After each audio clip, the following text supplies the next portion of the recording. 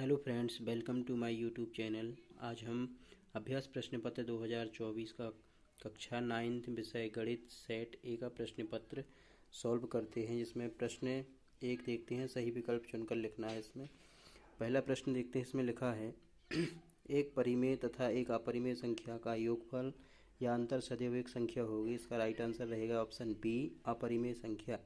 प्रश्न नंबर 2 है 3 + √3 और 3 - √3 का मान होगा। इसको सॉल्व करने पर राइट आंसर रहेगा डी 6।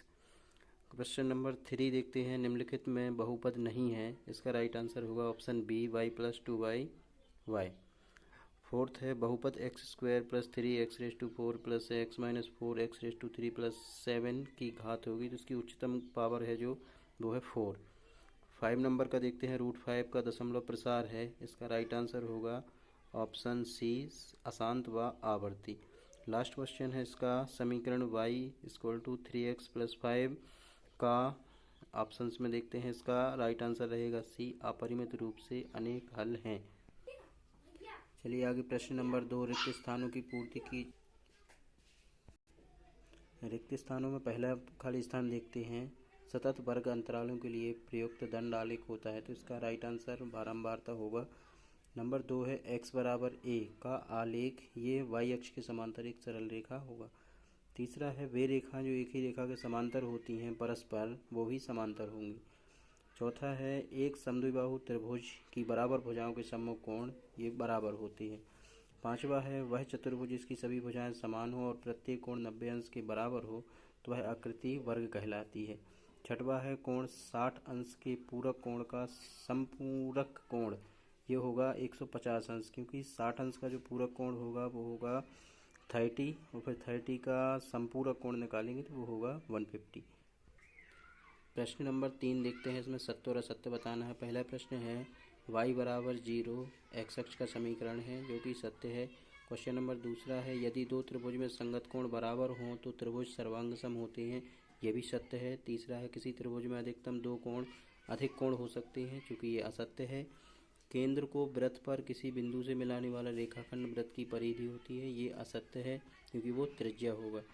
बारंबारता बहुभुज समान प्रकृति के दो अलग अलग आंकड़ों की तुलना में अधिक उपयोगी आलेख होता है, ये सत्य है। ऋजु कोण की माप 180 अंश होती है, चूँकि ये सत्य है। प्रश्न नंबर 4 देखते हैं। सही जोड़ी मिलाकर लिखना है। पहला है आयत है एक, जो कि ये चतुर्भुज होता है। सेकंड है y अक्ष पर स्थित बिंदु y अक्ष पर होता है, x निर्देशांक होता है वो 0 होता है, तो 0 और 4 राइट होगा इसका। तीसरा है ऊपरी सीमा प्लस निम्न सीमा डिवाइड 2, ये चूँकि इसकी जोड़ी मिलेगी वर्ग चिन्ह से। चौथा है ठोस आकृति का उदाहरण, तो ठोस आकृति का उदाहरण होगा बेलन। पांचवा है ए भुजा वाले समबाहु त्रिभुज का क्षेत्रफल, ये फॉर्मूला होता है √3/4a²।